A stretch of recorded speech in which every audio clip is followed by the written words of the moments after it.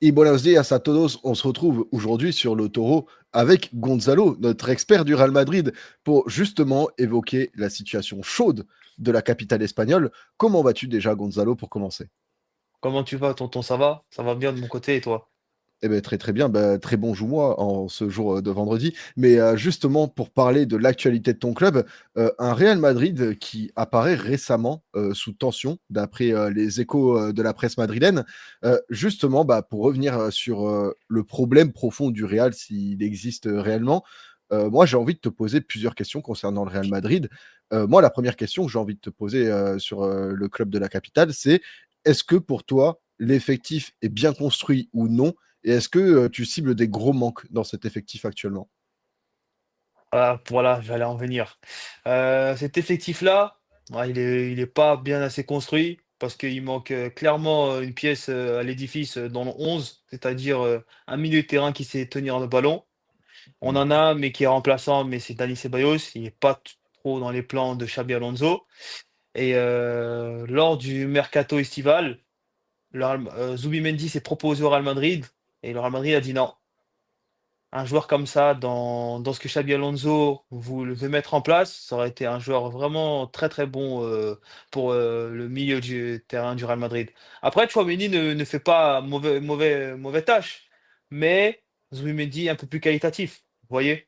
C'est pour cela que je pense qu'il manque, ce milieu de terrain capable de tenir la balle comme un Toni Kroos. Là, il y a du Enzo Fernandez qui est à Chelsea. Moi, je voulais Kimmich aussi, un joueur un peu plus âgé, mais qui est excellent techniquement, qui peut te dépanner aussi au poste de latéral droit, même si le poste est bien fourni au Real Madrid. Mais au milieu de terrain, un joueur comme ça qui sait tenir la balle, c'est vraiment dommage qu'on n'a pas signé ce type de joueur, Zubimendi, Enzo Fernandez. Enzo Fernandez, on peut, mais ça coûte très cher. Il y avait Rodri aussi à un moment pendant l'été, mais City n'était pas prêt à le vendre. Bah, Xabi Alonso va devoir se débrouiller avec ce qu'il a, malheureusement. Il a Mmh. demandé Zubimendi, mais le Real Madrid ne l'a pas écouté. Bah, ouais, après, c'est vrai que le fameux milieu de terrain, est un sujet qui revient régulièrement, surtout qu'on sait que, bah, Modric est parti, Casemiro est Ouais, parti, Toni Kroos, l'irremplaçable finalement, c'est lui, le ouais, grand irremplaçable du Real Madrid, est parti parce que, bah, actuellement, bien que tu aies des milieux de haut niveau, comme tu les citais, hein, Tchouaméni, Valverde, Bellingham sont tous des milieux de terrain de haut niveau. Finalement, le problème n'est pas un problème de niveau, mais de profil. Parce que, bah, ouais, Valverde est un milieu de terrain très travailleur que tu pourrais presque utiliser comme un piston droit ou arrière droit dans le système, de beaucoup de coachs qui aiment le football total, si on peut le dire ainsi. Tchouaméni pourrait presque être un troisième défenseur dans une défense à 3 sous Xabi Alonso, plus qu'un milieu de terrain, qui tient le ballon. ouais, Bellingham, s'apparente plus à un faux neuf, voire à un numéro 10. Idéalement faux neuf, hein, je dirais dans ce Real Madrid, hein, il serait un très bon numéro faux neuf avec, ouais. Mbappé à gauche et Jude en faux neuf. Et finalement, bah, comme tu as dit, le milieu de terrain se retrouve, d'un désert, terrifiant. Alors, Ouais. c'est vrai que le profil de Toni Kroos est difficile à trouver et pour le peu qu'il existe, les joueurs qui s'en approchent, bah, sont bien verrouillés dans leur club, hein. Tu as cité Enzo Fernandez, Kimmich, tu peux citer aussi Vitinha qui a un peu ce Ouais, registre Vitinha. de joueurs qui maîtrisent le tempo. S'il n'était pas trop vieux, j'aurais parlé de la piste Hakan Çalhanoğlu, mais malheureusement, quand on connaît la politique du Real Madrid, au vu de son âge avancé, il est bien trop tard pour qu'il soit recruté. Bah, finalement, c'est vrai que ce marché, semble un peu compliqué, à atteindre pour le Real Madrid. À voir, hein, peut-être que certaines, pistes ou certains profils, pourront être amenés à être disponibles l'été prochain, hein, surtout si, le Real Madrid fait un appel d'offres, si on peut dire ça comme ça. Je pense que beaucoup d'agents et de joueurs seraient prêts à tenter, le coup, Real Madrid en tout cas. Est-ce que à part, le fameux milieu créateur, tu vois d'autres profils manquants au Real Madrid? Et vous d'ailleurs qui regardez la vidéo, n'hésitez pas à proposer des noms de milieux créatifs que vous verrez au Real Madrid. Sinon, Moi, le Gonzalo. moi, le problème, c'est que il y a ce numéro 9, mais Xabi Alonso ne dort pas 10 minutes. Gonzalo Garcia, il a fait Mmh, une top coupe du monde des clubs. Je oui. comprends pas pourquoi il joue pas. Hendrick, c'est vraiment dommage. Il peut jouer numéro 9, il a le profil, du 9. On lui donne pas sa chance. Qu'est-ce que je peux citer encore? Après, sur les autres postes, Fran Garcia pour remplacer, Carreras, c'est un peu limite. C'est un peu Mmh, limite. Heu, Trent Alexander-Arnold au poste de latéral droit, défensivement, c'est très, très difficile, mais mmh. apport offensif, c'est très bon. Carvajal, il a pas ce remplaçant là. À part Valverde qui peut jouer ce poste-là de latéral droit, c'est ça le souci. Moi, je te dis la vérité, j'aimerais bien un retour d'Achraf Hakimi au Real Madrid. Mais il faut Verrouillé sortir jusqu'en l'argent. 2029. Mais il faut sortir Verrouillé jusqu'en l'argent. 2029. C'est dommage pour vous. Le ballon d'or Ouais, africain était dans la capitale française et il risque d'y rester un long moment. Moi, ouais, en fait, j'allais plus te parler du poste d'ailier droit, en fait, parce que bah, Rodrigo ne satisfait pas cette saison, en tout cas, et depuis un long moment au ouais. Real Madrid. Euh, Mastiantono est un meneur de jeu plus qu'un véritable ailier droit. Arda Un 8 Güler un peu avancé, oui. Arda Güler a un profil sensiblement similaire à celui de Mastiantono. Brahim Diaz est une bonne doublure, mais pas un titulaire affirmé pour moi dans un club du niveau du Real Madrid, mais un très bon remplaçant en tout cas, un très bon super sub. Finalement, est-ce que pour toi, le poste d'ailier droit aussi, en termes de profil et même de niveau, il manque pas quelque chose? Bah, en fait, le problème, c'est que Xabi Alonso, là, il a testé face à Elche et dimanche dernier, il est revenu en 3-5-2 comme il avait fait au Mondial des clubs, où à un moment, c'était bon, il y avait Rodrigo aussi qui jouait un peu dans un système un peu bizarre là, mais je pense qu'il va plus jouer avec 3 attaquants devant, il va jouer avec 2 attaquants. C'est pour ça que le poste de ailier droit, j'ai pas trop calculé. Mais c'est vraiment dommage pour Rodrigo aussi. Rodrigo, il mérite de jouer, tout comme Brahim Diaz aussi, mais les places elles sont chères et c'est à Xabi Alonso de trouver la bonne formule. Il n'y a toujours pas de 11 type au Real Madrid. Mm. Et à aucun moment, la solution de Vinicius à droite, Mbappé à gauche et Jude en faux neuf n'a été envisagée au Real Madrid? Ça avait déjà été le cas pendant le Mondial des clubs avec Gonzalo Garcia en pointe, Mbappé à gauche et Vini à droite. Mais ça n'avait pas marché. Je crois que c'était contre le Paris Saint-Germain, je crois, contre le PSG, où le Real Madrid a pris une valise 4-0. Ouais, mais en même temps, tu as pas envoyé à l'abattoir Gonzalo Garcia face, à un Pacho, au sommet de son art Ouais, à ce moment-là. ouais, ouais. Marquinhos qui, lui aussi est au sommet de son art, face à un PSG, bah, finalement qui a fait une prestation collective très aboutie. Mhm. Je trouve que c'est un peu dommage de fixer, définitivement le constat d'un match face à une équipe qui, à ce moment-là, s'approchait de ce qui se faisait de mieux. Moi, je dirais qu'il y a des choses à essayer, en fait. Vu que tu n'as pas de mercato qui existe, en plein novembre, je pense pas Ouais. que le Real Madrid va se précipiter sur le mercato d'hiver et plus attendre des opportunités d'été avec certains joueurs qui pourront d'ailleurs rejoindre libre, ce club pour le renforcer. Mhm. Moi, je me dis, Xabi Alonso, quitte à avoir des soucis et aller au combat, bah, tente des choses avec ton effectif, en fait, non? Ouais, c'est vrai, je suis d'accord avec toi.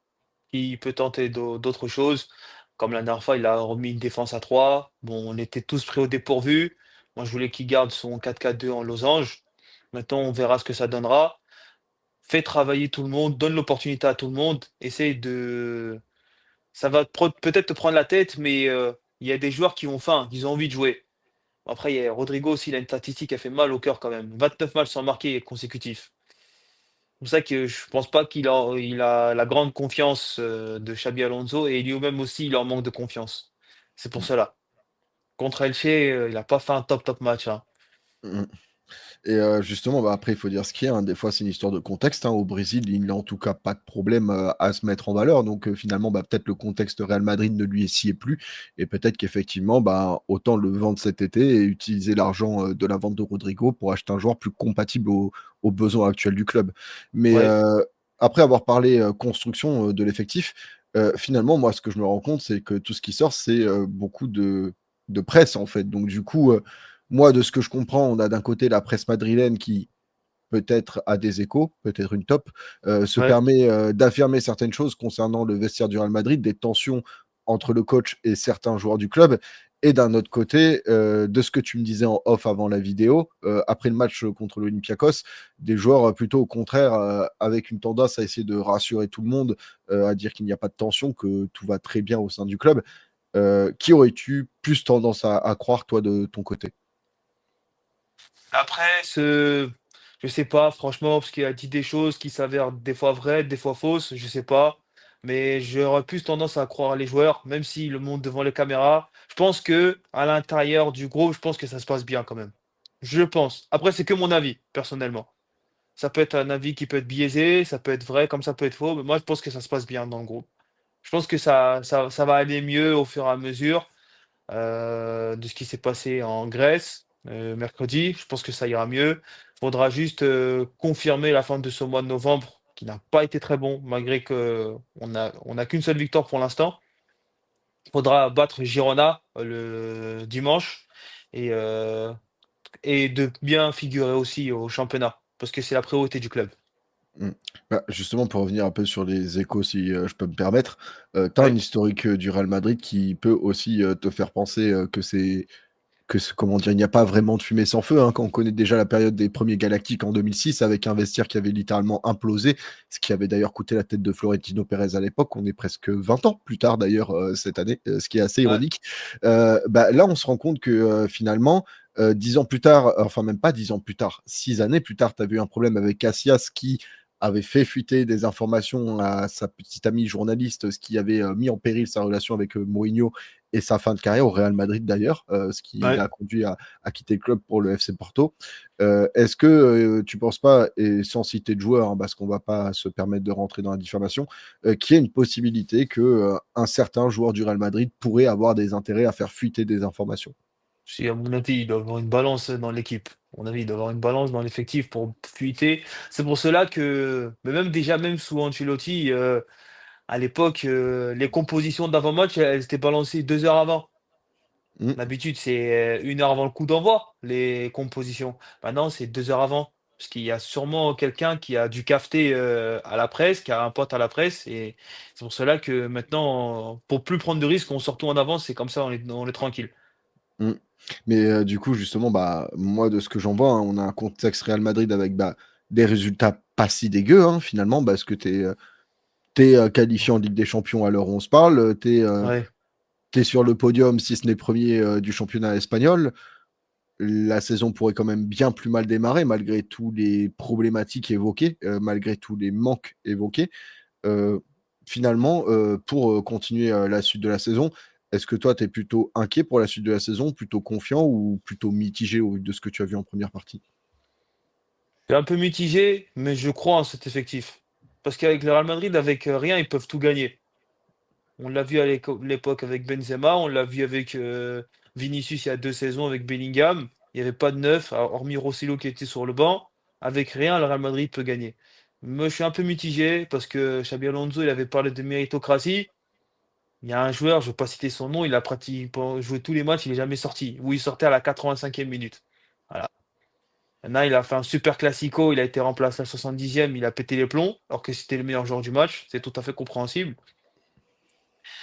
Maintenant, moi, je veux que tout le monde soit impliqué dans l'effectif. Hormis pour l'instant qu'il y a des absents sur blessure, je veux que tout le monde revienne à 100% et je veux que tout le monde ait des minutes, tout le monde joue et qu'on fasse tourner cet effectif et qu'on soit aspirant à gagner tous les titres possibles. Et je sais que le Real Madrid en est capable. Bah, en espérant en tout cas, que je n'ai pas de vidéo, récente à faire sur le même cas pour le Real Madrid et que tout, roule normalement pour ton club, prochainement. Mais, J'espère. en tout cas, je vous donne et te donne rendez-vous ce soir à 16 heures pour, justement le live de débrief de la Ligue des Champions. En tout cas, merci à tous de nous avoir regardés. N'hésitez pas à donner votre avis dans les commentaires. Est-ce que pour vous, le Real Madrid est dans une période de tension ou est-ce que, bah, au contraire, il n'y a pas de quoi s'inquiéter, tout va bien? N'hésitez pas aussi à mettre un like si la vidéo vous a plu pour le référencement et le développement de la chaîne et à vous abonner si vous êtes nouveau sur le contenu. En tout cas, merci d'avoir été avec nous et à très très vite. Merci à vous tous. Peace.